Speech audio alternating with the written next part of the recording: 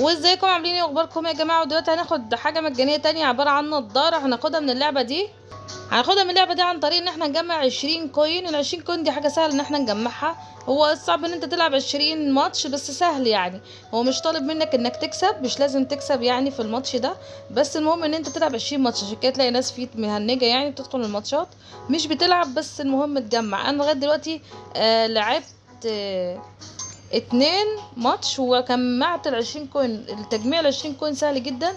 هو الماتش بس بياخد وقت زي ما انتم شايفين، كل ماتش بياخد حوالي دقيقة او 3 دقايق.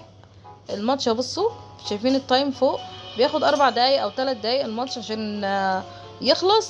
فانتوا الحقوا جمعوه بقى، تاخدوا ان شاء الله من اللعبة دي هتاخدوا نضارة من اللعبة دي. بصراحة التجميع سهل يا جماعة، والماتش بسيط ومش متعب ومش حاجة جامدة يعني. تبقى حرب بين اتنين، ولو اتغلبت مفيش مشكلة يعني، مش مهم يعني. بس احنا بندور عليك يا عم الحاج انت من بدري. ولا ده ايه ده؟ واو ده سلاح. بتجمع الاسلحة عن طريق ان انت بتاخدها. بصوا من فين. واو جبت سلاح اقوى. بصراحة اللعبة حلوة. فيلا بقى الحقوا جيبوها، هتلاقوا اللينك في الوصف.